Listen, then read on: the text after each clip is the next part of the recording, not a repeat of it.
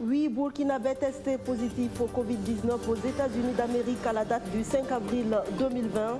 Le Burkina, qui compte déjà 345 cas sur son sol à la date du 4 avril, devra peut-être envisager des mesures pour ses ressortissants à l'étranger. Il semble que la prise en charge des Burkinabés malades du coronavirus au pays de l'Oncle Semble incombe pour l'heure à l'Association des Burkinabés de New York. À suivre également dans ce journal la déclaration de l'Union pour le progrès et le changement sur le front social au nom de la solidarité agissante autour de la lutte contre le Covid-19. L'UPC invite le gouvernement à abandonner les sanctions contre les fonctionnaires grévistes qui ont vu leur salaire suspendu et partant à mettre fin pour de bon à la collecte de l'IUTS, l'impôt unique sur les traitements et salaires. Et comme tous les lundis, la chronique économie de Rémi Lambert-Nébier vous sera proposée. Il est question aujourd'hui de l'impact du Covid-19 sur l'économie nationale. Comment éviter de sombrer dans cette crise sanitaire? Élément de réponse tout à l'heure. Ravi de vous retrouver, mesdames, messieurs, bonsoir et bienvenue. Tout d'abord, cette triste nouvelle. On le savait malade depuis quelque temps et on vient de l'apprendre. Moustapha Thiambiano n'est plus le PDG du groupe Horizon FM TVZ. Par ailleurs, fondateur et président d'honneur de Miss Burkina, est décédé cet après-midi. Il avait 71 ans. Le Burkina Faso, je vous le disais, est touché par le Covid-19 aux États-Unis. 8 ressortissants burkinabés auraient contracté le virus, 7 à New York, 1 dans le New Jersey. Des malades dont la prise en charge semble problématique. Le récit de Archimède Boy. Parmi les 300 000 cas testés positifs et les 8 000 morts du Covid-19 ici aux États-Unis, la ville de New York enregistre le plus grand nombre de cas positifs et de décès. Elle est l'épicentre mondial du coronavirus. Au nombre de ces personnes atteintes de la maladie, à la date du dimanche 5 avril, on compte 8 Burkinabés, 7 à New York et 1 au New Jersey. Un chiffre confirmé par le président de l'Association des Burkinabés de New York. La situation du Covid-19 à New York est alarmante. Notre communauté est quand même explosée. Au sein de la communauté, nous avons enregistré 7 cas. Tous les 7 témoignent une amélioration de leur santé. La BENI a mis en place 2 commissions. Accompagne les personnes testées positives ou qui présentent les symptômes, en les conseillant, en les supportant moralement. De nos investigations, il ressort également que plusieurs Burkinabés présentant les symptômes du coronavirus ne sont malheureusement pas allés à l'hôpital, comme cette dame sous le couvert de l'anonymat que nous avons joint au téléphone. Elle décrit son calvaire. Les genres de symptômes que j'ai eus pendant cette crise, de maux de tête, que je peux dire que c'est le coronavirus, je n'ai pas été testée, mais les symptômes que j'avais, c'est les douleurs horribles de la tête. Ma tête me faisait terriblement mal. J'ai fait la fièvre sérieuse pendant 3 jours. J'ai froid, j'ai le rhume, je tousse. J'avais vraiment mal, tout mon corps me faisait mal, je me tirais comme si j'ai le froid, comme si c'est la grippe, c'était sérieux, ça me faisait tellement mal que c'était difficile de supporter pendant les 3 jours. Selon un employé de l'ambassade du Burkina aux États-Unis, en dehors des cas relevés à New York et au New Jersey, aucun autre Burkinabé des autres États n'a été officiellement testé positif au Covid-19. Et pour les personnes bien portantes, comment renforcer son système immunitaire pour être plus résistant au Covid-19? Les astuces et les recettes sont légion, notamment sur les réseaux sociaux. Quelle attitude adopter, quels aliments consommer et comment? Abdou Razak Traoré a consulté pour nous une nutritionniste. C'est l'une des grosses interrogations que les Burkinabés se posent en ce moment où le Covid-19 fait ravage. Y a-t-il des aliments qui permettent de se prémunir du nouveau coronavirus? Pas tout à fait, répondent les spécialistes, mais il y a des aliments qui renforcent notre système immunitaire. Alors que s'il est renforcé, vous avez beaucoup plus de chances de mieux résister face à la situation. Mais avant tout, il faut s'assurer et de manger équilibré. Vitamine A, la vitamine C, la vitamine D, le zinc, le sélénium, etc. Si on mange équilibré normalement, ça doit pouvoir, en tout cas l'organe doit pouvoir survenir à ses besoins. Maintenant, les aliments qui sont riches en vitamine A, ce sont tous les fruits et légumes qui sont de couleur verte, orange, en tout cas qui sont colorés, toutes les couleurs sont des aliments qui sont riches en vitamine A. Mais les produits animaux les produits végétaux contiennent des précurseurs de vitamine A. Virus, bactéries, champignons et autres parasites menacent quotidiennement l'organisme humain qui se dresse comme une véritable armée au service de notre survie. Pour sa défense, il y a une vitamine qui est sur toutes les lèvres des nutritionnistes. La vitamine C. Elle peut non seulement se trouver en pharmacie sous forme de comprimés, mais aussi dans les aliments que nous côtoyons. Les fruits et les légumes aussi, il faut les laver. Ils sont riches en vitamine C. Et la vitamine C aussi permet de booster l'organisme. Les aliments qui sont riches en vitamine C, ce sont les aliments... Il y a les feuilles vertes, les feuilles de moringa, de baobab, toutes les feuilles vertes sont riches en vitamine A. Il y a le pain de singe, il y a le tamarin, il y a le persil. Tous ces aliments-là sont riches en vitamine A. Donc, si les céréales aussi, généralement, c'est fermenté avant d'être préparé. Donc, ça augmente la teneur en vitamine C. Comme on consomme de grandes quantités de céréales aussi, il ne faut pas enlever, comment on appelle ça? Enlever le... Bon, il ne faut pas décortiquer, il faut les garder complètes, fermenter et puis écraser. Ça permet d'avoir les fibres. Dans la longue liste des nutriments qui renforcent le système de défense de l'organisme, il faudrait ajouter de l'eau, cette composante essentielle à tout. Plus vous êtes grand, plus vous avez besoin de boire. Plus il fait chaud, plus vous devez boire. Je vais vous expliquer le rôle. Si vous prenez le sang, 90% du sang, là, c'est de l'eau. Et dans cette eau-là, que les globules rouges et les globules blancs circulent pour aller dans les différents organes. Plus les autres hormones, toutes les autres substances, tous les nutriments là, sont déversés, vitamines, minéraux et autres. Donc, si vous ne buvez pas suffisamment, ça veut dire que votre quantité de sang même est insuffisante pour pouvoir irriguer tous les organes. Donc, l'eau, là, c'est le premier aliment, c'est un médicament. La déshydratation, là, est une maladie. Et quand vous êtes déshydraté, vous êtes faible. Si vous êtes déshydraté, vous êtes faible. Si vous êtes également meurtri d'amertume et de haine, votre organisme s'affaiblit. C'est au niveau de la moelle et du thymus. Et le thymus, selon notre état émotionnel, là, il peut fabriquer moins de globules blancs.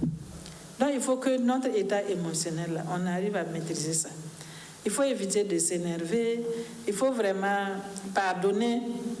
Parce que quand tu as des ressentiments, tu as de la rancœur même, ton système immunitaire est affaibli.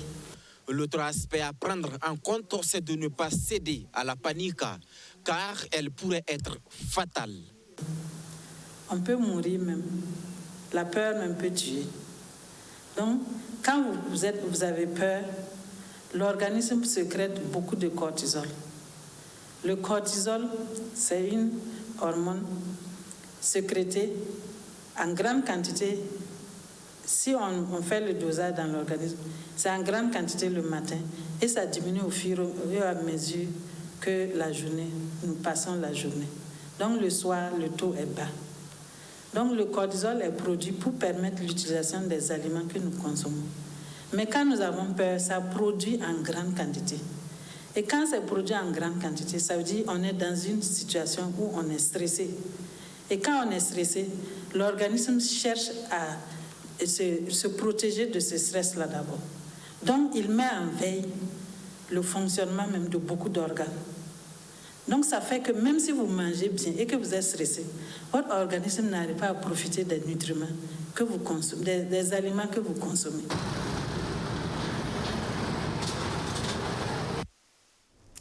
Et la chaîne de solidarité qui continue de se déployer autour de la lutte contre le Covid-19.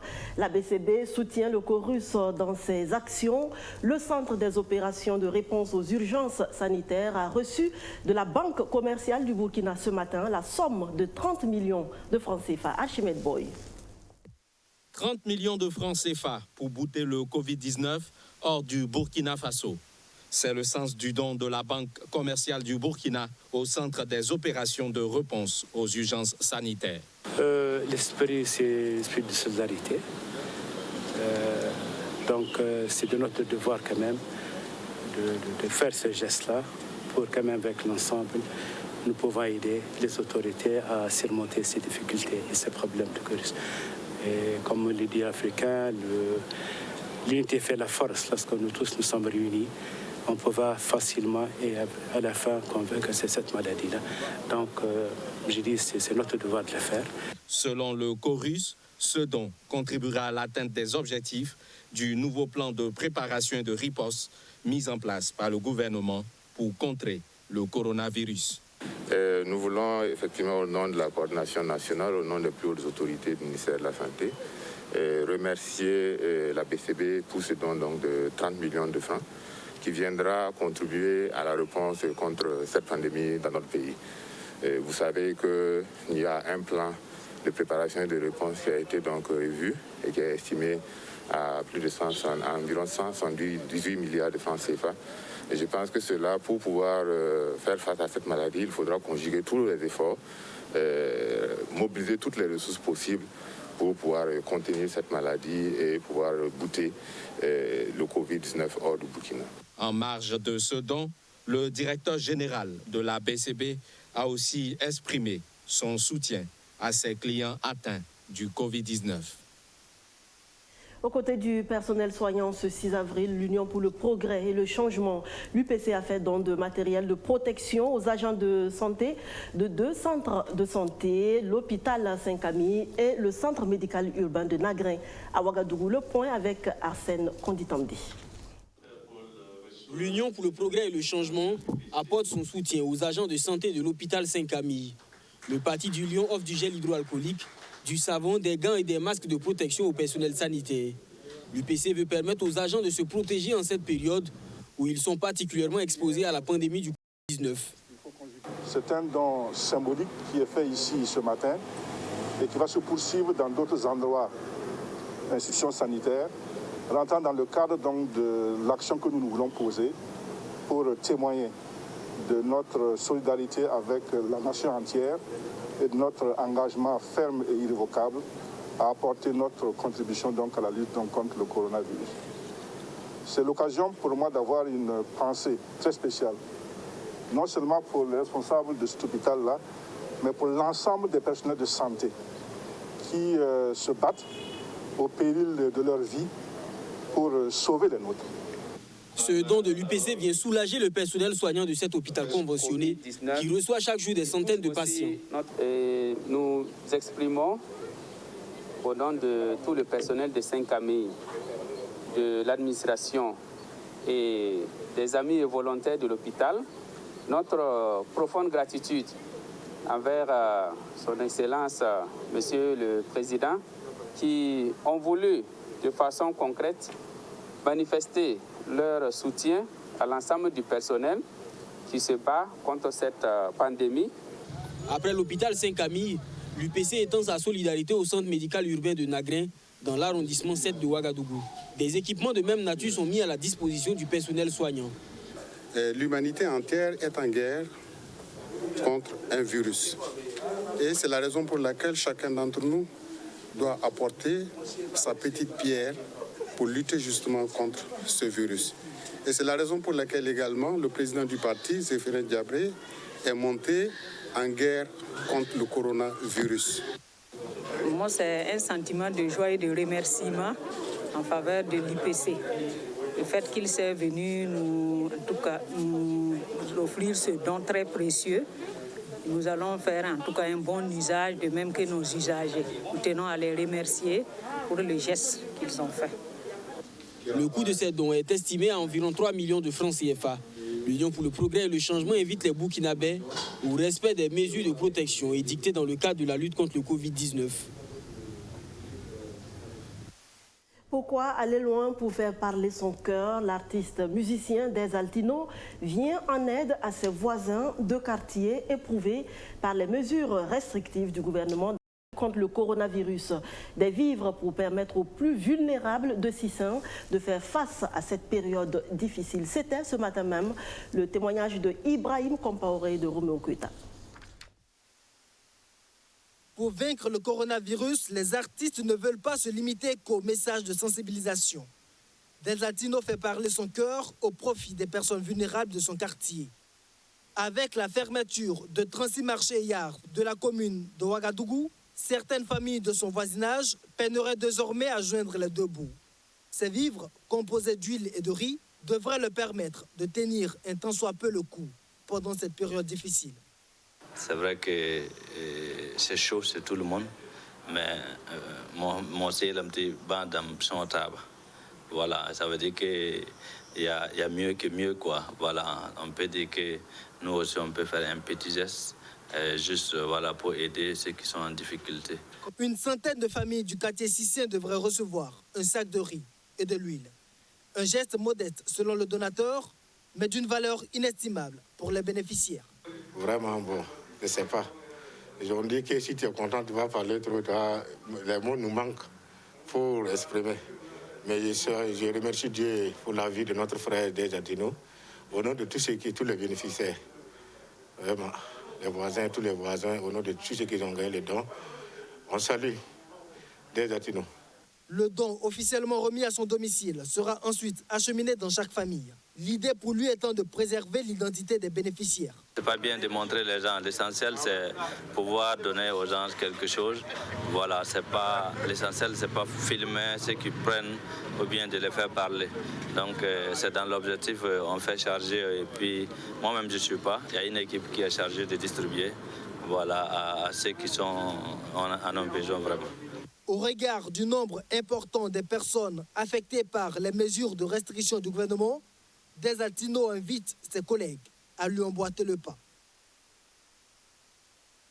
Et pour mieux faire face à cette pandémie, l'Union pour le progrès et le changement prône l'unité nationale, une unité qui passe par une main tendue au monde syndical, l'abandon du très controversé impôt unique sur les traitements et salaires, le remboursement des prélèvements déjà effectués et surtout le reversement des salaires suspendus pour fête de grève. Autant de propositions faites par le Parti du Lion dans une déclaration plutôt empreinte de récrimination. Abdou Razak Traoré. De la navigation à vue. Le parti de Zéphirin Diabré n'y est pas allé avec le dos de la cuillère pour fustiger l'attitude du pouvoir MPP et alliés face à la grogne sociale. Environ 700 salaires suspendus après la grève du 16 au 20 mars dernier. Une décision impopulaire, inopportune, une surenchère inutile. S'indigne l'Union pour le progrès et le changement. Dans une déclaration publiée ce 6 avril, l'UPC se pose un certain nombre de questions. Comment le gouvernement peut-il expliquer à l'opinion nationale le miracle par lequel 675 agents de l'éducation ont vu leur salaire suspendu alors que la période a coïncidé avec la fermeture des salles de classe? Dans quel esprit le gouvernement a décidé d'opérer ces suspensions de salaire?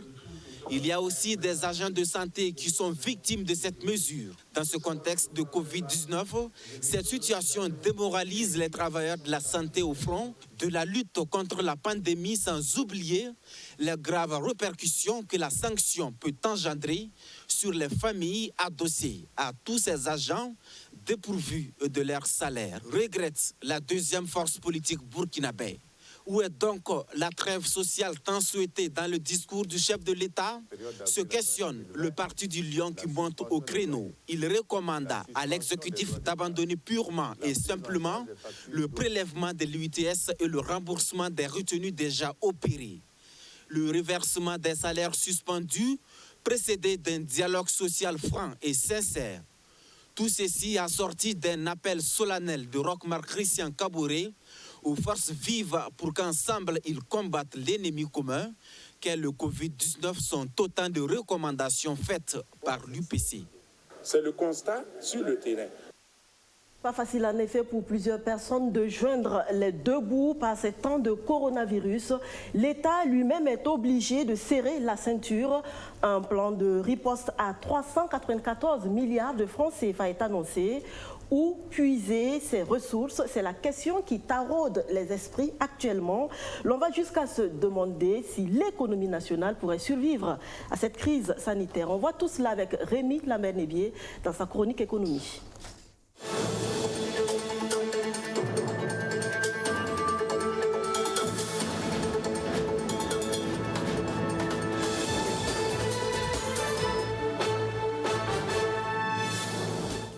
Utilisant des branches. Le 2 avril dernier, le président du Faso annonçait un plan de riposte au Covid-19 de 314 milliards de francs CFA, dont les principaux objectifs sont éradiquer la pandémie au Burkina Faso et empêcher l'économie de sombrer.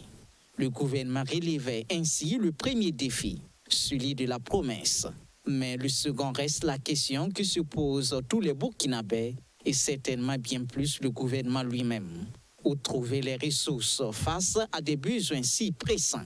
L'État possède-t-il des épargnes dans lesquelles il puise face aux problèmes ou bien le budget du plan de riposte est encore à rechercher? Si tout ce montant était disponible, on aurait tous sauté de joie.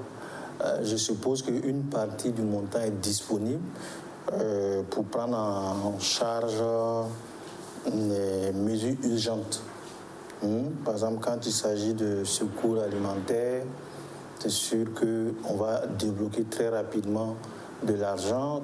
En même temps, il y a des partenaires techniques qui pourraient intervenir pour compléter, s'il y a lieu, le gap qui va se créer. Donc, on va réaffecter un certain nombre de lignes budgétaires aux urgences.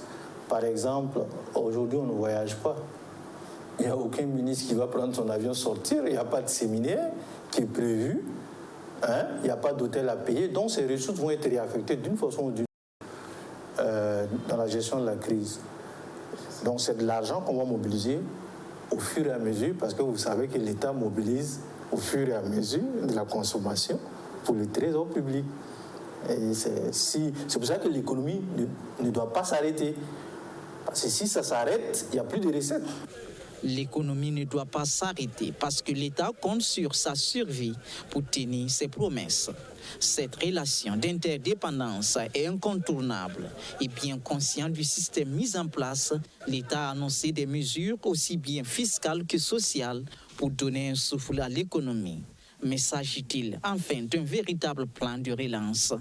Je vais dire qu'on est un peu rattrapé par le coronavirus. Parce que depuis l'insurrection, après les élections, on s'attendait effectivement à un vaste plan de relance de notre économie. Malheureusement, vous avez vu que juste après l'insurrection, après les élections, on est rentré dans le cycle de la lutte contre le terrorisme, qui lui aussi ne nous a pas permis, ça n'a permis pratiquement pas de paix. On a résisté, on n'a pas développé notre économie. C'était une économie de résistance qu'on était en train de gérer jusqu'à ce que le coronavirus nous tombe dessus. Donc, ici, ce n'est même pas un plan de relance. Ça, c'est un plan pour contenir l'impact du coronavirus. C'est après, quand on sortira de cette pandémie, qu'on verra quels sont les leviers sur lesquels on peut vraiment appuyer pour relancer notre économie. Pour le moment, il s'agit de résister, il s'agit de ne pas mourir, que l'activité, même si c'est un minimum, puisse tourner, que les uns et les autres puissent survivre. Une réduction du taux de croissance de 6,3% à 2% est déjà annoncée en 2020. Mais l'économie burkinabé restera toujours dans le creux de la vague, bien au-delà, victime de ces multiples chocs et surtout dans l'attente d'un véritable plan de relance.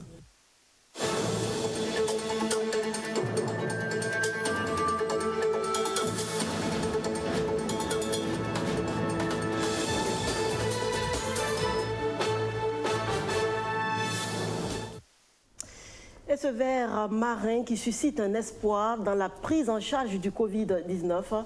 L'hémoglobine de l'arénicole pourrait sauver les patients affectés par le syndrome de détresse respiratoire. Un essai clinique vient d'être autorisé dans ce sens. Les côtes bretonnes, près de la ville de Morlaix. C'est ici qu'on trouve un allié étonnant dans la lutte contre le Covid-19. L'arénicole, un ver marin aux propriétés exceptionnelles. Son hémoglobine transporte 40 fois plus d'oxygène que le sang humain.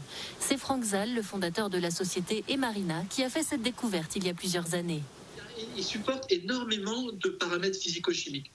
Et je m'aperçois que le ver, en fait, il respire uniquement quand il est sous l'eau. Quand il est dans le sable, il arrête de respirer pendant 6 heures. Et en fait, je découvre que cette molécule, c'est sa petite bouteille d'oxygène qui lui permet d'attendre 6 heures à la prochaine marée haute. Et donc, vous voyez, au démarrage, c'est uniquement de la recherche fondamentale. 2 hôpitaux parisiens vont tester dans les prochains jours le produit à base de sang d'arénicole pour transporter de l'oxygène aux patients en détresse respiratoire, ce qui constituerait une alternative aux respirateurs artificiels. Mais le sang humain pourrait lui aussi aider les malades. Le plasma des personnes guéries du coronavirus contient en effet des anticorps permettant de diminuer la charge virale chez les patients sévèrement atteints.